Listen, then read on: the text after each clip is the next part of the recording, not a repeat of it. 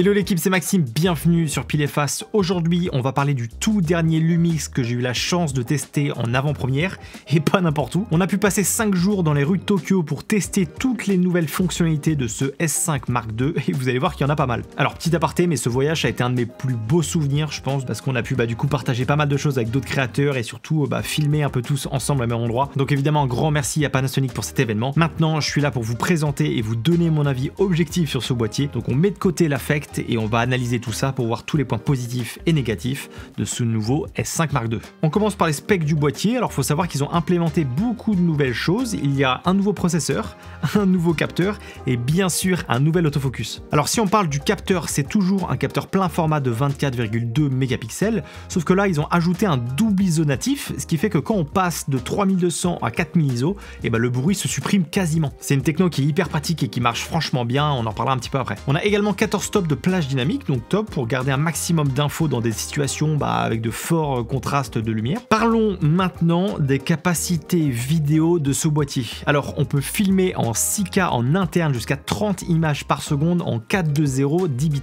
On a également une résolution cinéma 4K jusqu'à 60 images par seconde en 422 10 bits sans limite d'enregistrement. Et ensuite le classique, de la 4K jusqu'à 60 images par seconde en 422 10 bits et cette fois-ci aussi sans limite d'enregistrement. Alors important à savoir, quand on passe en 4K 50 ou 60 images par seconde, on a un crop de 1,5, soit une équivalence APS-C. Donc on aura une image un peu plus zoomée, forcément. On a la même chose sur le Sony A7 IV. Clairement, j'aurais préféré ne pas avoir de crop, surtout quand je filme au ralenti. Mais bon, ça permet d'aller chercher, on va dire, un peu plus loin avec nos objectifs. Honnêtement, j'ai commencé à m'habituer, donc c'est pas si dérangeant, bien que j'aurais préféré sans crop. Et pour terminer, on peut aussi faire de l'ultra slow motion à 180 images par seconde quand on est en 1080p. Côté photo aussi, on a de belles avancées parce qu'on peut maintenant aller en rafale jusqu'à 30 images par seconde en électronique, donc ça c'est plutôt une bonne chose. Maintenant, on va parler de ce qui nous intéresse et on va parler de l'autofocus. Alors c'est vrai que Panasonic a une petite image quand même de constructeur un petit peu en retard sur tout ce qui est autofocus par rapport aux autres gros. Et je pense qu'on peut dire que ce retard a été rattrapé. On a maintenant un tout nouveau système d'autofocus. Je vais pas rentrer dans les détails techniques, mais concrètement, on a un autofocus qui marche dans la plupart des situations. En fait, la technologie a été vraiment bien travaillée, ce qui fait qu'aujourd'hui, on peut le dire en toute honnêteté, on a un autofocus qui marche sur un Lumix. Ça, c'est pas... longtemps qu'on l'attendait celle-là. Alors on a les classiques de choix d'autofocus, notamment le choix entre l'humain, visage, même animal. On peut aussi bloquer notre sujet avec une fonction de suivi, ça permet de suivre un sujet qui bouge dans la scène, ou alors si simplement nous on a envie de garder que un sujet précis. Et ça en vrai ça marche plutôt bien, en tout cas j'ai trouvé ça assez pratique. Donc clairement c'est une énorme évolution pour Panasonic, il n'y a pas à dire, ils ont vraiment bien bossé. Maintenant je vais pas vous cacher que de temps en temps ça peut sauter un petit peu. Ou alors le sujet va pas forcément être le bon. Moi qui suis quand même habitué aux autofocus de mes Sony, Je trouve que ce Lumix là est un poil en dessous de ce que peut proposer Canon et Sony en termes d'autofocus. Alors après c'est un nouveau système, donc forcément on peut s'attendre à qu'il y ait des mises à jour, des choses à régler, ou en tout cas voilà, on voit qu'ils sont sur la voie quand même d'avoir un très bon autofocus. Et honnêtement c'est largement exploitable. J'ai tout filmé en autofocus, ça marche bien, ça prend quand même bien son sujet. Mais voilà, je le trouve un poil en dessous de ce que peut proposer Sony ou Canon sur l'autofocus. Alors après, si vous êtes un utilisateur Panasonic, ça va être un game changer pour vous, clairement. Enfin, vous allez prendre une bonne claque. Avoir un autofocus performant sur lequel on peut se reposer sur un Lumix, je vous avoue que c'est, je pense comme beaucoup, c'est quelque chose qu'on attendait et c'est ce qu'ils ont fait actuellement, donc bien joué à eux. Il y a une énorme step vraiment qui a été passé. Alors, un des gros points forts de Panasonic, c'est la stabilisation et avec celui-là, ça n'y manque pas. On a une stabilisation sur 5 axes classique et ils ont aussi intégré une stabilisation active qu'on peut mettre en plus et qui va transformer votre caméra en trépied. Sérieusement, en vrai, si tu bouges pas, t'as vraiment l'impression que ta caméra est sur un trépied. Donc non, honnêtement, la stabilisation, elle marche hyper bien, c'est excellent, bien mieux que ce que je peux connaître avec Sony ou même du Canon. On a des plans doux et clairement on n'a quasiment pas besoin de stabilisateur, en tout cas j'ai vraiment pas du tout ressenti le besoin. Après de temps en temps avec la stabilisation active, on a un espèce de jiggle qui se passe un petit peu dans les coins. On avait aussi un peu ce problème avec Canon. Je vous avoue que ça m'est pas arrivé tout le temps, sur certains plans on le voit un peu plus que d'autres. Je l'ai aussi testé un peu en face cam en tenant la caméra et en marchant, ça se voit pas tant que ça. Donc bon, je pense que c'est quelque chose qui peut se régler dans les mises à jour. Je l'ai pas ressenti à chaque fois mais il faut quand même le noter. Donc bon, on verra dans les prochaines updates s'ils arrivent à régler le problème, mais sinon à part ça, la stabilisation c'est une vraie tuerie. Alors quand on achète un boîtier, je pense que la chose qu'on regarde limite en premier c'est la qualité d'image et je sais pas vraiment comment le décrire, mais je sais pas, ce S5 Mark II il a un truc dans la qualité d'image, il a une espèce de mood qui me plaît énormément. En fait je trouve que la restitution des couleurs est excellente, on a vraiment une homogénéité dans l'image et je sais pas, le style, le mood, les couleurs, il y a quelque chose qui me plaît bien. Alors également le piqué est excellent, j'ai pu le tester avec 5-6 objectifs différents et c'est très bon. Je trouve aussi qu'en vrai en basse lumière il se débrouille quand même pas mal. Alors forcément c'est dû au double ISO natif. Si on prend par exemple le profil d'image Vlog, qui est le profil d'image qui va vous donner la meilleure qualité d'image, et on a deux ISO natifs. Le premier c'est 640, ça c'est pas mal parce que sur d'autres c'est 800, et le deuxième c'est 4000, ce qui veut dire que vraiment quand on passe de 3200 à 4000, il y a une différence qui est quand même assez notable sur le bruit numérique qu'on peut avoir. Et ça je vous avoue que c'est assez pratique parce que dès que t'as pas assez de lumière, en fait tu passes directement à 4000, tu te prends même pas la tête, comme ça au moins t'es sûr qu'il n'y a pas de bruit dans ton image. Donc ouais, une très très bonne sensation avec la qualité d'image. Je sais pas, avec tous les rushs que j'ai pu filmer, j'ai l'impression de pas avoir trop besoin de faire un gros étalonnage pour récupérer les couleurs et donner un mood assez sympa. Donc non, rien à dire, vraiment bien joué à eux parce que la qualité d'image c'est assez propre. Ok, si on parle du boîtier en lui-même, il fait 740 grammes et a un gabarit on va dire assez classique pour les pleins formats middle gamme. Il tient plutôt bien dans la main je trouve, enfin en tout cas il est très agréable à prendre en main, il fait solide quoi. Alors après c'est perso mais je trouve qu'il a un look assez sympa avec ses petites touches de rouge que ce soit sur la bague ou même sur le bouton rec. Bref, l'extérieur n'a pas énormément bougé par rapport à ce qu'il avait fait avec la première version, mais je trouve ça plutôt réussi. Si on parle maintenant des boutons et de la connectique, c'est plutôt bien pensé. Ce que j'aime beaucoup c'est qu'on a les trois boutons là juste devant de balance des blancs, d'ISO et de contrôle un petit peu de l'exposition, et ça je trouve ça vraiment pratique d'avoir accès à ces boutons là juste à côté du bouton rec. Après du coup on a un espèce de bouton un petit peu molette qui nous permettent de naviguer entre les différents modes. Ça je vous avoue que c'est un petit peu le défaut que je trouve, c'est qu'on a qu'une seule molette pour la photo et pour la vidéo. Moi j'aime bien en général en avoir deux histoire d'avoir différents choix, surtout dans les pré-réglages. Le joystick a aussi été amélioré, maintenant il peut aller dans 8 directions, donc ça c'est plutôt pratique quand on est justement en train de changer un petit peu le focus dans notre plan. Évidemment tous les boutons qu'on a sur le boîtier sont personnalisables et on a également 3 boutons pré-réglage, C1, C2, C3.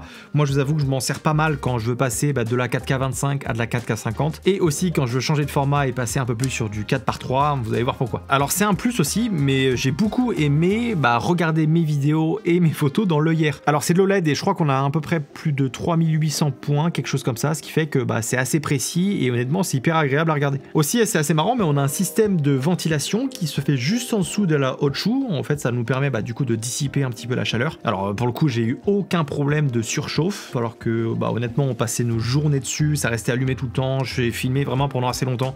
Zéro problème, donc top. Et aussi on a un boîtier qui se dit weather resistant, ça veut dire que quand même ça résiste à plus ou moins ce qu'on lui envoie dans la tronche. Évidemment faut pas aller non plus le plonger dans l'eau, on va pas déconner, mais tout ce qui est situation situations extrêmes, quand il y a du sable, quand il y a de la neige, de l'eau, etc. Voilà, si vous faites attention, normalement il ne devrait pas avoir de problème. En tout cas, il n'y a rien qui va rentrer à l'intérieur. Alors pareil, ça devient un classique aussi, mais on a un écran LCD qui est retournable. Bon, ça devient la norme, mais en tout cas, ça fonctionne bien. Il est tactile en plus, donc pour se balader, pour choisir un peu notre focus, c'est plutôt pratique. Alors si on parle un petit peu des connectiques, maintenant on a les prises classiques de micro et aussi le casque. Et ce qui nous intéresse, c'est ce qu'il y a juste en dessous avec deux prises. La première, c'est un USB type C classique. Et enfin, ils nous ont mis du HDMI, mais une vraie prise HDMI, pas les mini HDMI qu'on avait sur l'ancienne version. Et heureusement qu'il y a ça, mais c'est pas le cas de toutes les marques actuellement.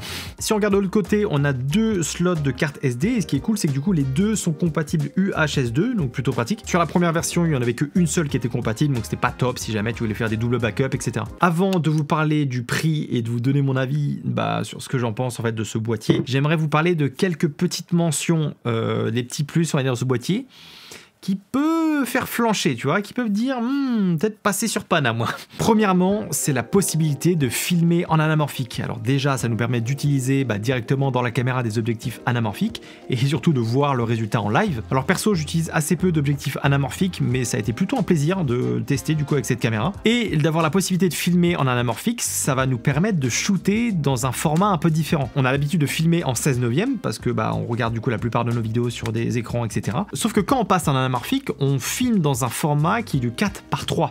Et ça peut être intéressant. Alors aujourd'hui, c'est plus une surprise, mais les contenus verticaux, ça devient de plus en plus présent. Et le problème, c'est que quand on filme en 16/9, du coup, en classique, en rectangle classique, quand on veut sortir une vidéo verticale, ça va nous faire perdre beaucoup d'informations. Alors que si on filme en 4:3, on va avoir beaucoup plus d'espace, d'une part pour filmer du coup nos vidéos à l'horizontale. On va cropper un petit peu, mais ça va.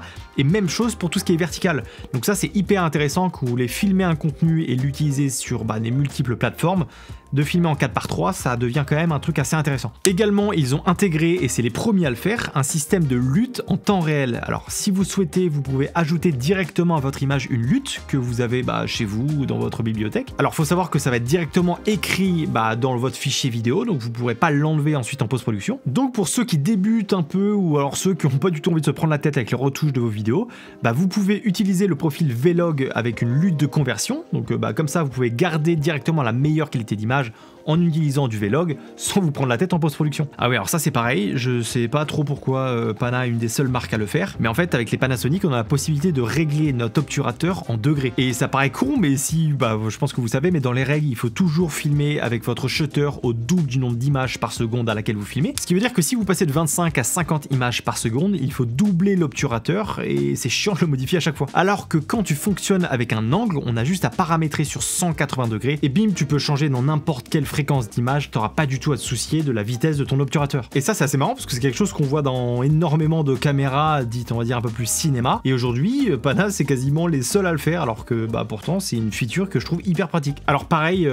les menus je les trouve hyper bien pensés, ça va vite, on comprend bien, on n'a pas à mettre 1000 ans à trouver ce qu'on cherche. Aussi on a tous les outils classiques pour nous aider à bien exposer notre plan, on a également le waveform, ça c'est un truc qu'on voit pas partout et qui est pour le coup est assez pratique. Et pour terminer, je dirais que la batterie tient quand même plutôt bien. Je vais pas vous mentir que c'est pas la meilleure que j'ai pu tester, mais voilà, pour on va dire une utilisation classique en tournage, je pense qu'il vous faut quand même un bon minimum de 2 batteries sur une journée. Après ça fait quand même bien le taf, je vais pas vous mentir, mais voilà, c'était on va dire c'est mitigé sur cette partie batterie. Bon, parlons de là où je trouve qu'ils ont fait fort, le prix. Le boîtier est vendu nu pour 2200 €, soit quasiment 600 € de moins que ses deux concurrents. Le premier c'est le Sony A7 IV et le deuxième c'est le Canon R6 Mark II. Là on est clairement sur une offre assez agressive et du coup ça annonce les ambitions de Panasonic dans les parts de marché. Et au vu de toutes les fonctionnalités qu'on a vues juste avant au prix proposé, honnêtement bien joué. Là clairement Panasonic arrive un petit peu en force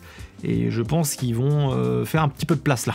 Donc honnêtement, qu'est-ce que j'en pense de ce Lumix S5 deuxième génération? Alors faut savoir que déjà j'ai on va dire une attache un petit peu à Panasonic parce que j'ai commencé la vidéo avec un GH4 puis un GH5. Ensuite je suis passé sur du Sony parce qu'il me fallait du coup un meilleur autofocus. Sauf qu'aujourd'hui, mine de rien, ils viennent corriger les défauts qu'on pouvait lui reprocher il y a quelques temps, et même on a des fonctionnalités qu'on n'a pas du tout chez Sony et chez Canon. Donc je vous avoue que ça se discute un peu là.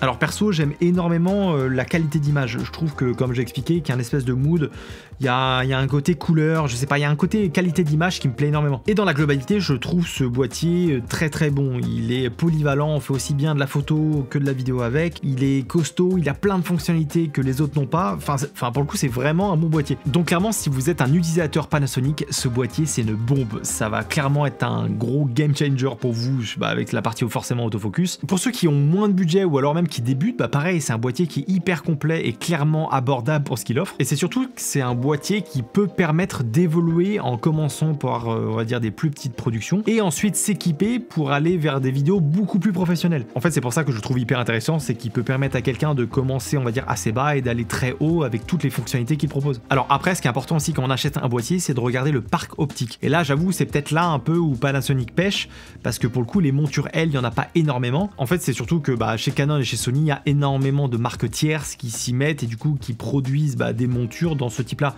Alors que du côté monture L, on a pour l'instant pas énormément de choix. Alors après, pour avoir testé quand même pas mal d'optiques Lumix, elles sont très très bonnes, mais c'est juste qu'on a moins de choix, donc ça faut quand même le savoir. Il nous reste donc la dernière catégorie de personnes, je dirais les utilisateurs de Sony ou de Canon un petit peu comme moi. Là, c'est un poil plus compliqué. Je dirais que tout dépend de ce que vous voulez faire. Si pour vous, comme moi, vous avez besoin d'avoir un autofocus parfait, je pense notamment aux vidéos YouTube quand vous êtes en face cam, etc. Je trouve en tout cas que ce boîtier-là va être un petit peu en dessous des attentes qu'on peut avoir avec un autofocus qui fonctionne vraiment à 100%. Par contre, si vous cherchez une qualité d'image vraiment top, une très très bonne stabilisation, des fonctionnalités qui vous permettent quand même de faire du contenu vraiment pro et même assez riche, et aussi que vous êtes un peu moins exigeant, on va dire, en termes de justesse vraiment d'autofocus, honnêtement, ce boîtier, ça va être une tuerie pour vous. Alors personnellement, écoutez, moi je vais garder quand même mon Sony A7 IV, mais ce qui est assez drôle, c'est que du coup, je vais quand même aussi garder cette caméra-là parce que je vais l'utiliser dans des situations différentes. En fait, il a tellement des fonctionnalités qui me plaisent beaucoup et une qualité d'image qui me parle énormément. J'ai envie de continuer à utiliser ce boîtier. Et aussi, c'est pareil, l'autofocus, forcément, je l'analyse un peu plus en profondeur et j'en ai besoin pour tout ce qui est vidéo YouTube, quand je suis en face cam, etc. Mais demain, voilà, je peux largement l'emmener en prestation client, parce que quand même l'autofocus fonctionne bien, et même dans tous les cas j'aime toujours avoir le contrôle de mon focus, donc je suis pas à 100% du temps en autofocus. En tout cas, il ferait largement le travail pour tout ce qui est, on va dire, mes projets professionnels, voire peut-être même un peu mieux. Alors à noter aussi qu'il y a un autre boîtier Lumix qui est sorti en même temps, c'est le S5 IIX qui va être, on va dire, un petit peu plus orienté vidéo avec des fonctionnalités qui sont assez intéressantes. J'ai pas voulu trop vous en parler parce que j'ai pas pu le tester clairement, mais voilà, c'est aussi un petit plus. Si jamais vous voulez une analyse un peu plus poussée avec des détails, rentrer vraiment dans du détail pur que moi j'aime un peu moins faire, je vous mets les vidéos des copains en description. J'espère que cette vidéo vous aura plu. J'aime de plus en plus faire des reviews un petit peu de matos comme ça. Enfin, je trouve ça très sympa de tester des boîtiers différents que ce que je peux connaître. Donc merci à vous, je vous dis à la semaine prochaine dans une autre vidéo, puis la bise.